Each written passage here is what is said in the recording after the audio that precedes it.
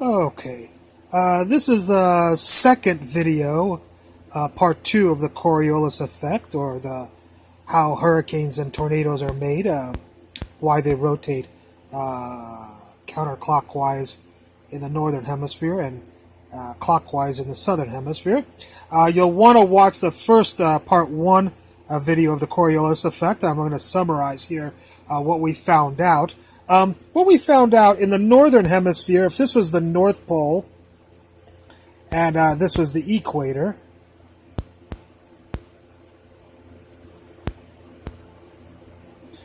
what we discovered was that as an air particle goes from the North Pole to the equator, a man on Earth or a person on Earth will see the air particle rotate to the right. Also, when it went from the equator to the North Pole, a particle of air also diverted to the right. We also did when the wind or a particle of the air went west, we noticed that it also, according to a man, not on Man in Space. A man in space said it just moved straight across, but a man on Earth or a person on Earth, they said that the air particle curved towards the right, and when an air particle went towards the east, it also curved towards the right to a person on the Earth. So when you're on Earth, let me summarize all four directions. A particle going this way will go that way. A particle going this way, an air particle, will go this way. A particle going west will go this way. And a particle going east will go this way. And if the wind blows like this for all these particles, we can see the result inside of these regions will be, of course, air will be pushed this way, so it'll go around like this. Here, air will be pushed this way, so it'll go around this way. Here, air will be pushed this way, so the air molecule will go this way.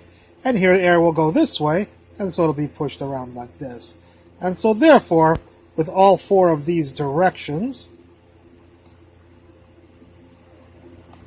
we'll get flow in the northern hemisphere. These four effects will tend to make air inside of those four effects rotate counterclockwise. And that's why hurricanes and tornadoes in the northern hemisphere go counterclockwise. Now, on top of that effect, there's another effect that we can see for the Coriolis effect, and that is if we were at the top of the world and looked down at the North Pole, and we dropped, here's the Earth rotating this way. It's rotating around like this. This is the North Pole. Here we're looking at the top of the North Pole. Here we're looking at the Earth from the side. What we notice that is that if we were to drop sand on top of this, the sand would tend to want to go around like this, around the North Pole in a counterclockwise manner. As you drop sand down, the Earth would drag it this way. We call that a low pressure, because low pressure means that oxygen or air is falling down. The pressure is low, so usually when you have a low pressure, the Earth is cold, and air falls down towards the cold Earth. So when we have a low pressure in the northern hemisphere, this will also cause it to rotate in a counterclockwise. This is another way to see that the air will rotate around in a counterclockwise manner, and it happens anywhere on the northern hemisphere. It turns out, not just at the North Pole, but you could do it here. If you dropped sand or air this way, it would go around this way, and here it would go around this way also. So notice both of these effects, they both make air rotate in a counterclockwise, and then that's also why we call a hurricane a low. The eye of the hurricane is a low pressure point for the hurricane. Okay, and then of course we wonder, well, what would be if hot air was rising from the Earth? Which way would it rotate? Well, of course, if cold air falls down and rotates counterclockwise, then hot air rising would have to do the opposite. So it would actually go around clockwise. So sometimes you will see, they'll say that you have a high or a high pressure zone on a map in the northern hemisphere, and you'll notice that that is actually rotating around in a clockwise manner. So high pressure zones in the northern hemisphere rotate clockwise. Hot air, when it goes up, rotates clockwise, whereas cold air, when it falls in the northern hemisphere, will rotate counterclockwise. Okay?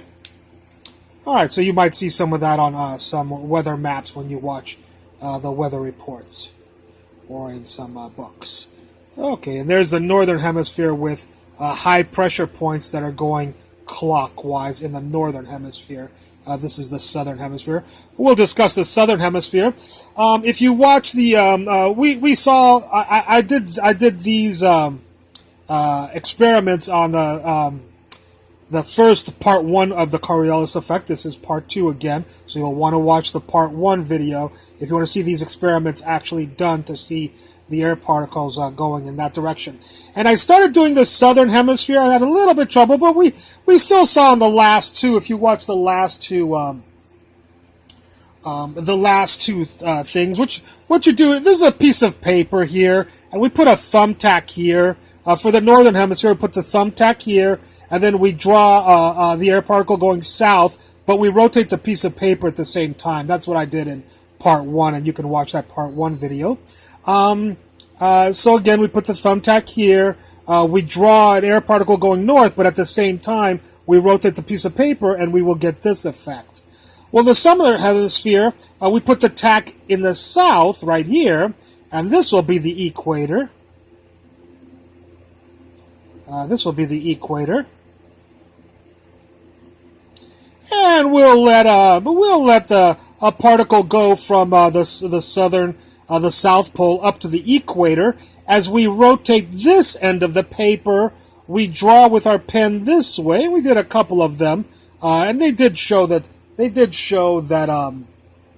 what is of course going to it should be the opposite of this effect, and that is that in the southern hemisphere, wind always pulls to the left, not the right. So in the northern hemisphere, the cow always turns to the right. Notice, always to the right. Whereas in the southern hemisphere, like when air goes from the equator to the South Pole, if you draw an air particle going from the equator to the South Pole, it'll veer towards the left, like that.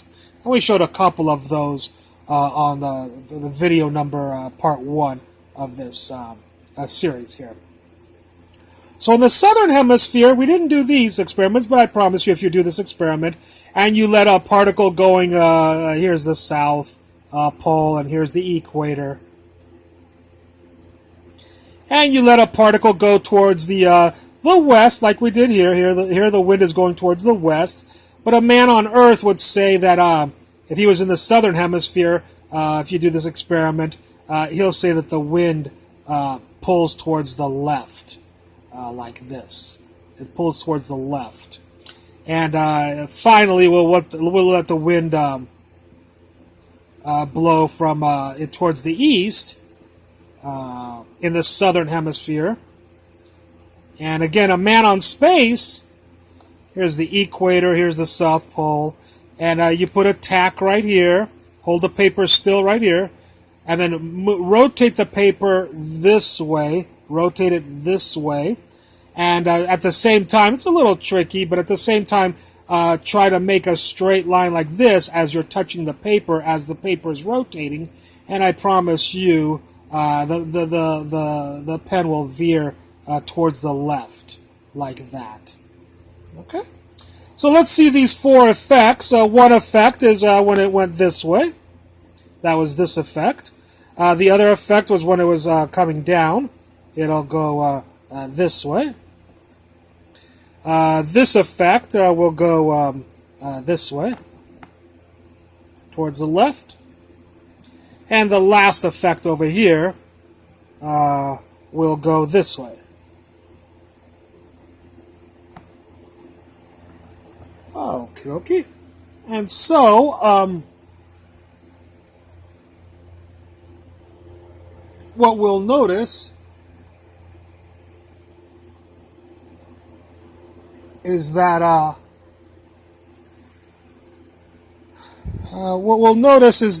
an air molecule going this way, of course, would go like this, and then air would be pushed in the center here. Because of this effect, air would be pushed this way, and then this way, and then lo and behold, sure enough, air would rotate around in a clockwise manner like this.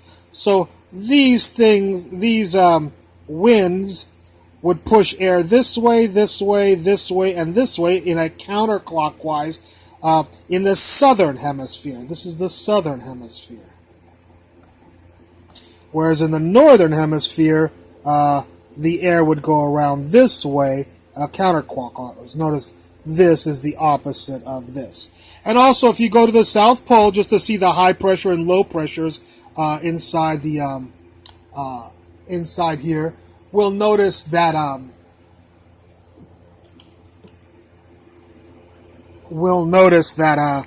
if you drop the Earth rotates this way in the South Pole. If you go to the South Pole, the Earth rotates this way. If you look above at it, and if you drop sand and it falls towards the Earth, or there's a low pressure where air will drop towards the Earth, the sand, because the Earth is going this way, will of course go around like this. So in the southern hemisphere, you will see low pressures with clockwise rotation, whereas in the northern hemisphere, the low pressures will go counterclockwise. In the southern hemispheres, you'll see them labeled on weather charts with clockwise will be low in the southern hemisphere. And of course, if air rises hot on the Earth in the southern hemisphere and rises up, it has to do the opposite of what air going down in the southern hemisphere has to do. So a high pressure zone in the southern hemisphere, when air goes off of the surface of the Earth and goes up into the atmosphere, will do the opposite. So not clockwise, it will go counterclockwise.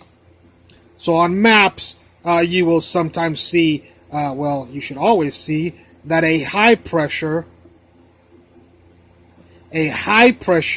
in the southern hemisphere,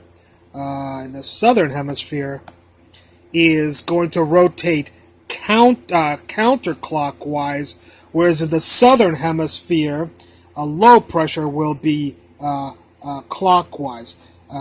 And so hurricanes in the southern hemisphere will go.